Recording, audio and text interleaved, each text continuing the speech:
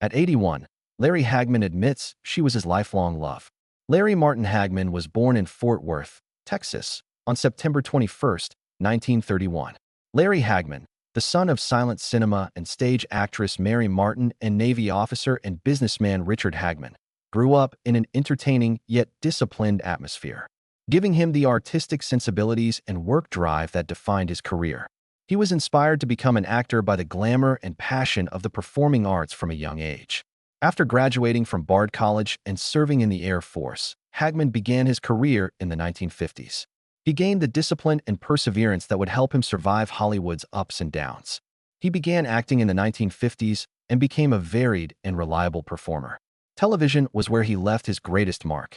Larry Hagman became famous worldwide for playing the shrewd, manipulative, and charismatic oil magnate J.R. Ewing on the 1978 CBS soap series Dallas. His performance was revolutionary. Hagman created a figure whose ruthlessness and moral ambiguity captivated audiences for nearly a decade with his devilish grin, slicked hair, and piercing eyes.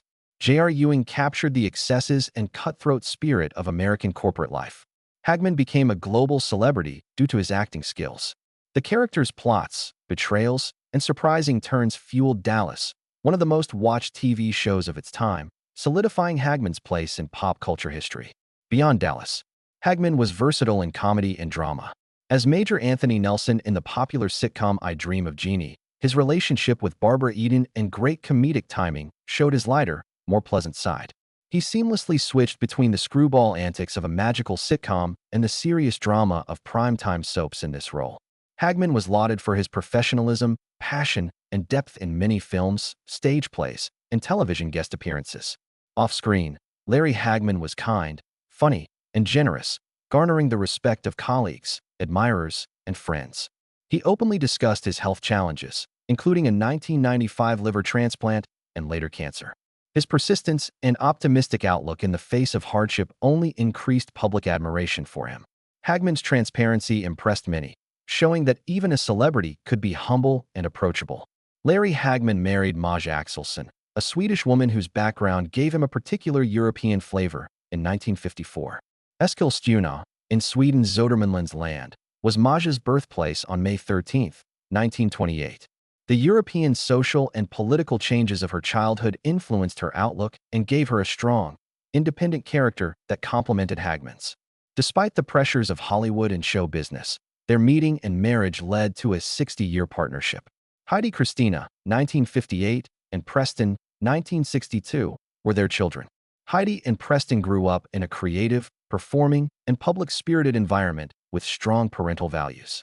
The family spent years in Malibu, California, a picturesque coastal town famed for its privacy, natural beauty, and proximity to Hollywood, which gave them a peaceful home life and access to the entertainment business. Later in life, they moved to Ojai, California, known for its calm, arts-focused neighborhood, reflecting the family's desire for a quieter, more thoughtful life. Political and social involvement shaped Larry Hagman's life.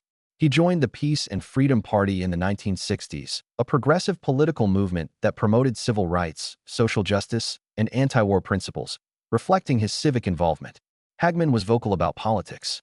He publicly criticized U.S. President George W. Bush in the early 2000s, before the Iraq War, showing his willingness to speak out on national issues and scandals, even if they were unpopular in the entertainment business. Hagman's participation in national conversation and willingness to defy authority showed that he was more than an actor. Hagman also struggled with liver problems. After being diagnosed with liver cancer, he had a life-saving liver transplant in 1995. His 40-year history of heavy drinking was largely responsible. He was diagnosed with cirrhosis of the liver in 1992, a progressive and dangerous condition that worsened his health and confounded his clinical picture. Hagman received no special treatment in getting a donor liver despite his fame. A 1995 UPI article stated that his liver was chosen solely based on a medical match with his anonymous United Network for Organ Sharing physical description. This shows the organ transplant system's impartiality and Hagman's humility in acknowledging it. Besides alcoholism, Hagman was a heavy smoker until he quit at 34. His experience with smoking and its health dangers prompted him to promote public health. For many years, he chaired the American Cancer Society's Great American Smokeout. a nationwide campaign to encourage smokers to stop and warn against tobacco usage. Beyond this, he actively supported the National Kidney Foundation, exhibiting his commitment to health projects and his lifelong drive to assisting others. Hagman used his famous status to promote health education and assist important medical causes, leaving a lasting legacy beyond television and film. At 81, Larry Hagman, best known for playing Dallas conniving and larger-than-life J.R. Ewing, revealed that Barbara Eden, his co-star and longtime friend, was his lifelong love. After decades of friendship, TV appearances, and romance rumors, Hagman confessed, "Though he had been married to Maya Axelson since 1954 and lived a discreet family life, Hagman never shied away from acknowledging his deep relationship with Eden, whose career rose to stardom as the magical and lovely star of I Dream of Jeannie." Hagman admitted, "Barbara was his life and love. No day or hour went by without me thinking about her. Her presence is constant in my heart. Someone whose friendship and presence shaped me like no one else." These statements were delivered with nostalgia, adoration, and tenderness that few had seen from the actor, who generally played clever and cruel characters. His confession showed his passionate love and admiration for Eden's talent, humor, and grace. The relationship between Hagman and Eden had long intrigued fans and entertainment journalists. The two had many laughs, late-night practices, and the quiet camaraderie that only comes from personal and professional respect on set. Hagman's admission illuminates the depth of their friendship, which blossomed into a lifetime love. Although it was mostly kept quiet for decades, Hagman often reflected on the special moments they shared off-camera, the private discussions, the support during difficult scenes, and the moments of levity only close friends could understand. "Barbara provided an indescribable joy to my life. Even at hard times, knowing she was there gave me strength. I must have carried that," he clarified, "even if I never said it." These genuine words showed Larry Hagman's true emotions, gratitude, and lifelong love, contrasted with his on-screen demeanor. Many saw Hagman's revelation as more than a celebrity story. It shows the strength of lasting love and meaningful relationships. Hagman's words remind us that certain friendships are eternal, even if they are silently cherished for decades. In a world when relationships are typically short and famous figures' personal lives are ceaselessly scrutinized, this discovery paints a devastating portrayal of a man whose heart was as complicated, passionate, and enduring as the famous roles he played on television as admirers and colleagues reminisce on his life and career.